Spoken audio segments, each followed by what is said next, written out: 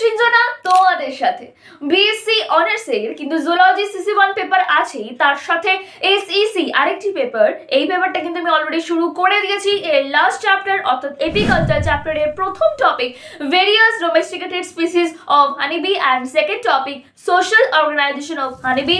এই দুটো টপিক আজকে আমি পড়াবো। আর আমার যা যা নোটস আমি কিন্তু আমার টেলিগ্রাম চ্যানেলে আপলোড করে দিয়েছি অলরেডি, তো তোমরা চাইলে সেখানে জয়েন করে দেখে নিতে পারো। আর আগের যে সব ভিডিও আমার চ্যানেলে ভিজিট করে দেখে নাও তোমাদের সুবিধার জন্য। আর অ্যাডমিশন কিন্তু চলছে @Srinjana08 এই টেলিগ্রাম চ্যানেলে মেসেজ করলে তোমরা তোমাদের সিটটা নিজেরাই বুক করে নিতে পারো। সো চলো আজকের ভিডিওটা শুরু করা যাক। আজকের প্রথম টপিক কি আছে দেখো, various domesticated species of honeybee. মানে কি, বিভিন্ন ডোমেস্টিকেটেড মানে কি যেগুলো আমরা মোটামুটি প্রায়শই দেখতে পাই, সেগুলো আমরা আজকে পড়বো। ঠিক আছে, ফার্স্ট আছে কি দেখো, এপিস ম্যালিফেরা, যে ইউরোপিয়ান হানিবি। এটা হচ্ছে সারা বিশ্বে দেখা যায়, এটা খুব কমন একটা হানিবি।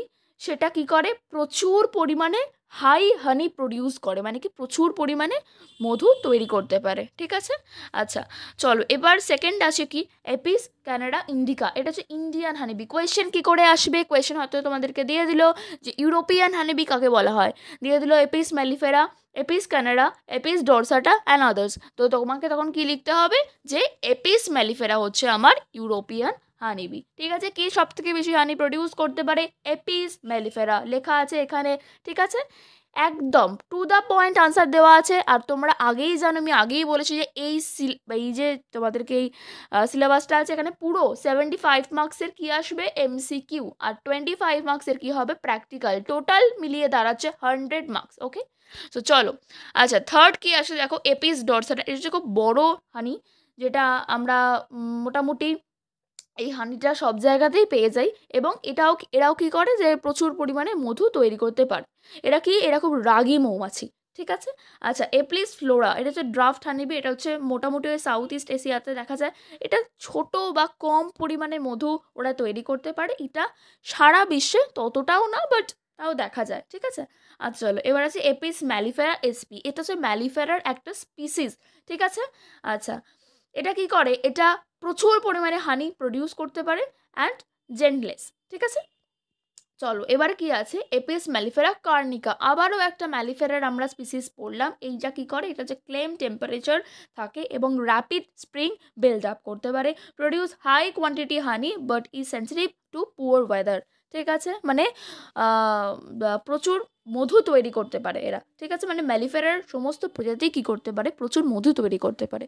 ঠিক আছে, আচ্ছা এবার সেকেন্ড টপিক কি আছে দেখো, social organization of honeybee.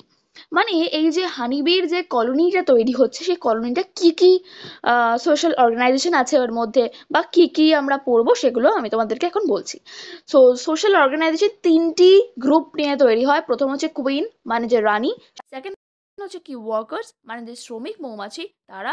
And third হচ্ছে কি ড্রোনস বা পুরুষ মৌমাছি তারা। ঠিক আছে, আচ্ছা ফার্স্ট আমরা বলবো কুইন, তাই তো। আচ্ছা কুইনের সম্বন্ধে আমরা একটুখানি জানি যে কুইন কিন্তু এই কলোনির মধ্যে একমাত্র প্রজননকারী মৌমাছি যেটা ডিম পাড়ে। ঠিক আছে, এবং এই মৌমাছির ডিম পাড়ার জন্য পেটটা একটু বড় হয় এবং এরা ডিম পাড়ার জন্যই অভিযোজিত হয়। এবার এরা কি করে, এরা যেগুলো হয় ডিপ্লয়েড, সেখান থেকে নারী বা শ্রমিক মৌমাছিদের মানে শ্রমিক মৌমাছিরা তৈরি হয়, এবং হ্যাপ্লয়েড যেগুলো তৈরি হয় বা হ্যাপ্লয়েড যে ডিমগুলো হয় সেগুলো পুরুষ বা ড্রোনে পরিণত হয়। ঠিক আছে, এরা কি তৈরি করে, এরা ফেরোমেন তৈরি করে।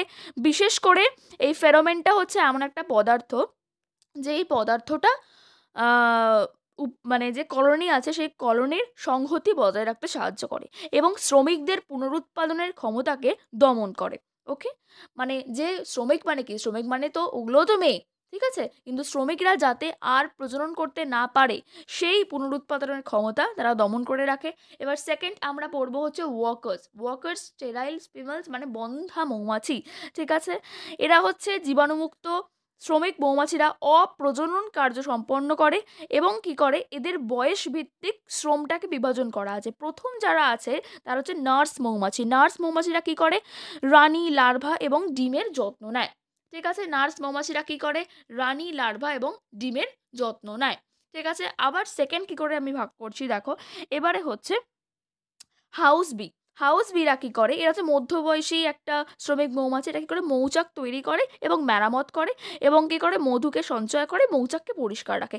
এবং লাস্ট যে মৌমাছিটা আছে হচ্ছে ফেরেজার মৌমাছি, এটা কি বয়স্ক মৌমাছি, এটা কী করে পরিবেশ থেকে এরা মধু, পরাগ, জল বা প্রোপোলিস সংগ্রহ করে রাখে। মানে প্রত্যেকটা বয়স অনুযায়ী কিন্তু আলাদা আলাদা কাজের ভাগ করা আছে, ঠিক আছে। যারা দেখো নার্স মৌমাছি আমি বললাম, আচ্ছা এগুলো যদি লেখা না থাকে তাহলে তোমরা আমাকে কমেন্ট বক্সে বলতে পারো, আমি টেলিগ্রামে সেটা আপলোড করে দিতে পারি, অথবা আমি যেগুলো বলছি সেগুলো খাতায় একবার নোট ডাউন করে নাও, ওকে। আচ্ছা চলো, এবারে হচ্ছে এদের জীবনকাল বা লাইফ সাইকেল এটা দেওয়া আছে, দেখো এদের লাইফ সাইকেল কী করে, এরা 1 থেকে 3 দিন এরা কী করে cleaning cells and feeding larva with royal jelly, ঠিক আছে। প্রথম যে মৌমাছিগুলো হচ্ছে তাদের জন্য 4 to 10 days কী করে feeding older larva and attending the queen, and 11 to 20 days কী করে work secretion com building and guarding the hive, মানে গার্ড মানে মৌমাছিটাকে পাহারা দেয়, ঠিক আছে। আচ্ছা এরা মৌমাছিরা যারা আছে তারা মোটামুটি যে রানী মৌমাছি হয় তাদেরকে কি করে, তারা একটা রয়্যাল জেলি নামক একটা পদার্থ থাকে, সেই রয়্যাল জেলি খাওয়ায় এবং তারা পরবর্তীকালে রানী মৌমাছি হয়, ঠিক আছে। আচ্ছা আচ্ছা, এটা আরেকটা ছিল 20+ ডে, এটা কি করছে foraging for nectar, pollen, water and propolis, okay. চলো যেগুলো আমি বললাম তোমাদেরকে ওইটা, এটা আলাদা আলাদা করে ভাগ করা আছে, এটা ডে ওয়াই ভাগ করা আছে। আমি তোমাদেরকে বললাম নার্স মৌমাছি বা ফেরেজার মৌমাছি, এগুলো তোমাদেরকে যেটা বললাম সেটাই এখানে লেখা আছে, ওকে। আচ্ছা চলো এবার ড্রোন আমরা কি পড়বো। ড্রোন মানে বুঝতেই পারছো যারা পুরুষ মৌমাছি, এদের শুধুমাত্র প্রাথমিক কাজই হচ্ছে এটা প্রজনন করা। তো এদের ফাংশন কি আছে দেখো, এরা রানী মৌমাছির সাথে প্রজননে লিপ্ত হয়। সেকেন্ড কি আছে, এরা মৌচাক রক্ষণাবেক্ষণ অংশ, মানে সেরমভাবে শ্রমিক মৌমাছিদের মতো অতটা এরা দক্ষতা সম্পন্নভাবে এরা মৌচাকে অংশগ্রহণ নেয় না, বাট তাও আর কি মৌচাকে থাকে, এরকমই ব্যাপার। তো এখানে রোল, ফাংশন সব লেখা আছে, তোমরা চাইলে আমার নোটস থেকে পড়ে নিতে পারো, আর আমি তো আমার টেলিগ্রাম চ্যানেল নোটসটা আপলোডই করে দেবো। তো পরের টপিকটা কিন্তু আমি পরের ভিডিওতে দেবো, আমার কিন্তু অলরেডি রেডি পরের টপিক। সো দেখতে ভুলো না একাডেমিক অস্ত্র, আর ভালো লাগলে লাইক, শেয়ার অ্যান্ড সাবস্ক্রাইব করো, অ্যাডমিশন কিন্তু চলছে। তো আপাতত বাই, পরের ভিডিওতে আবার দেখা হবে।